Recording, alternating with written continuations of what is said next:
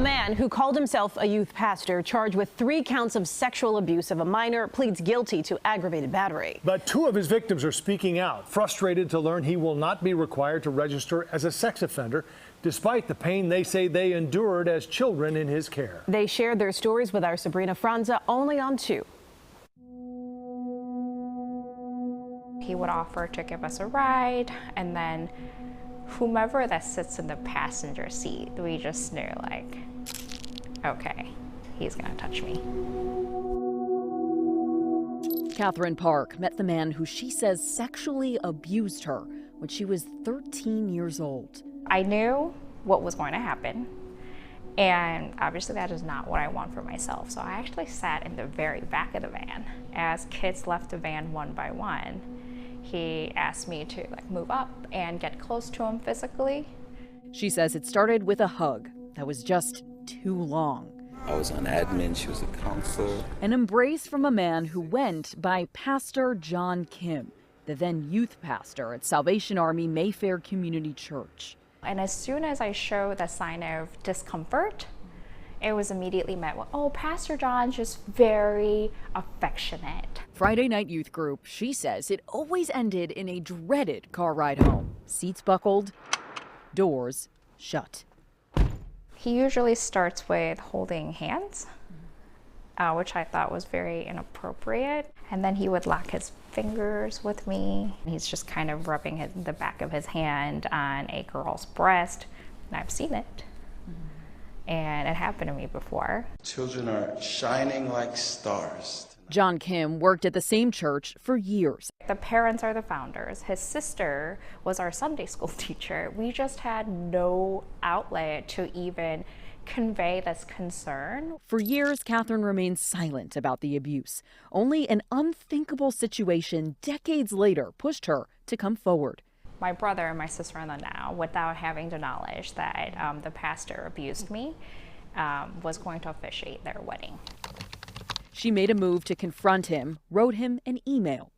You touched my groin that evening without my consent, intentionally and sexually that evening.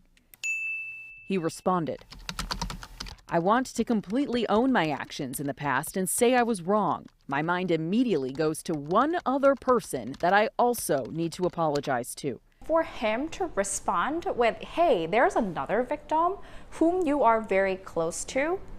That girl he's referring to is me. Ellen Kim was 7 when she met Kim, no relation. She says the abuse started a few years later. Before I even knew what sexual abuse was, this already became routine. She says the validation in their shared experiences helped them file charges together. Faithfulness is cultivated. In January of last year, Kim was charged with 3 counts of criminal sexual abuse of a minor.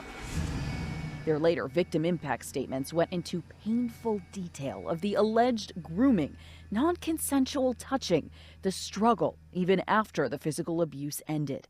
I think I've always seen myself as I can't be loved. I don't deserve it because I am tainted. But that's not my fault. Kim pleaded guilty to reduced charges, aggravated battery, and as part of the arrangement, he didn't have to register as a sex offender. It was a punch in my gut. Our goal from the beginning was to get him on a sex offender list, because that is the only legal safeguard that would have protected us growing up. We tried to figure out why. He battered a felony against 2 young ladies. Asked CBS 2 legal analyst Irv Miller. This was a negotiated agreement between the state's attorney and the defense attorney in the case. Sometimes you have to give a little in order to get something that is meaningful.